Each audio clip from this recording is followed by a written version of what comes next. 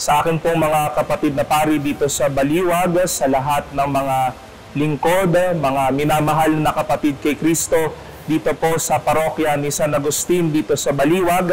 Ako po si Father Viel Bautista mula po sa Manila Cathedral at ang aking pong lubos na pagbati sa inyo pong lahat para sa pagdiriwang ng kabanalan at buhay ng ating minamahal na patron na si San Agustin. Mula po sa inang simbahan, mula po sa inyong tahanan sa Intramuros, ang aming pong pagbati sa inyong lahat.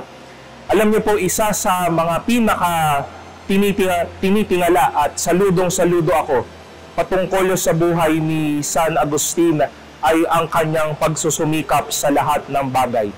Pagsusumikap na kamtan ang kalinisan ng puso, pagsusumikap sa pag-aaral at lalo't higit ang pagsusumikap na iparamdam ang pag-ibig ng Diyos sa pananalangin at sa kanyang pagsasaliksik sa Diyos.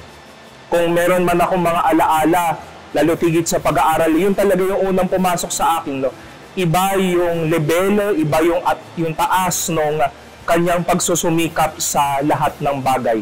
At harinawa po dito tayo mabigyan ng inspirasyon ni San Agustin na patuloy na magsumikap, na wag baliwalain ang mga paghuhubog ng panahon, wag baliwalain ang mga madaming karanasan na tila ay patuloy tayong hinuhubog na maging ihemplo at imahen ng ating Panginoon sa buhay na ito. At nakita naman po natin na ang pagsusumikap din ng kanyang ina na si Monica ay nagbunga ng santo, isang banal na tao na inspirasyon natin ngayon. At ang pagsusumikap ni San Agustin ay nagbunga ng madaming inspirasyon, madaming laman at mga pinanghahawakan po para sa ating pong pananampalataya. Muli po, mula po sa Manila Cathedral, Father Viel po, at ang aking pong lubos sa pagbati po sa inyong lahat para sa pagdiriwang ng kapistahan ni San Agustin.